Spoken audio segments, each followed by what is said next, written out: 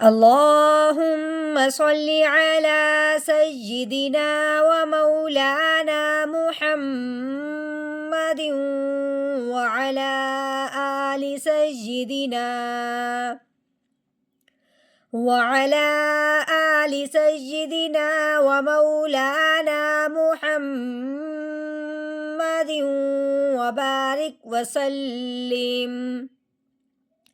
رب اشرح لي صدري ويسر لي أمري واحلل عقدة من لساني يفقه قولي. رب زدني علما رب زدني علما رب زدني علما. أعوذ بالله من الشيطان الرجيم. بسم الله الرحمن الرحيم. إذا الشمس كورت إذا الشمس كورت. الف کے نیچے زیر آنے کی وجہ سے الف کو ہم نے حمزہ بنانا ہے. الف کے اوپر زبر زیر پیش آ جائے یا الف کے اوپر جزم آ جائے، الف کو کیا کرتے ہیں؟ حمزہ بناتے ہیں. تو پڑھنا کیسے ہے؟ حمزہ زیر ای. ہاں جی، رال کے اوپر کیا لگی ہوئی؟ زبر. اس کے آگے جو الف لگے ہوئے نا دو، اس کو نہیں پڑھنا کیونکہ آگے شین کے اوپر کیا لگی ہوئی ہے؟ شد لگی ہوئی ہے، شین مشدد ہے.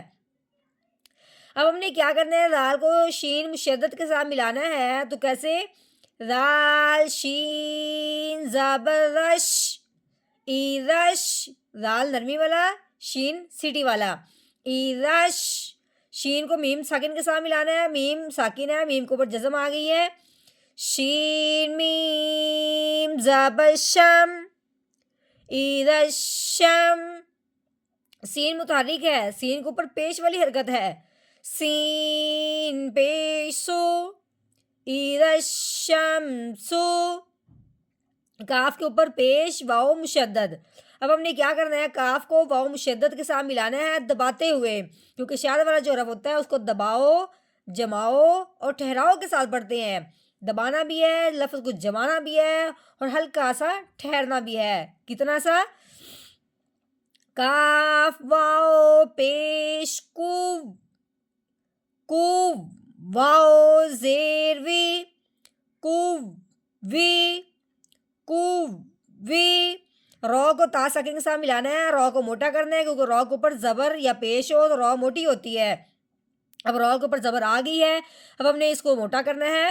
روتا زبر روت کو وی روت. اب تا ساکن ہے، وقف کی صورت میں جو آخر والا حرف ہوتا ہے اس کو ساکن کر دیتے ہیں، لیکن یہ تو پہلے سے ساکن ہے. تو اب ہم نے کیا کرنا ہے؟ اس کو ویسے کا ویسے ہی رہنے دیتے ہیں. اگر ساکن نہ ہو اس کو ساکن کرتے ہیں، اگر آخر والا حرف ساکن ہو پہلے سے ہی تو پھر اس میں کوئی تبدیلی نہیں کرتے، اس کو ویسے کا ویسے رہنے دیتے ہیں. صرف ہم نے اپنا لہجہ نیچے کی طرف لے کے آنا ہے. کیسے؟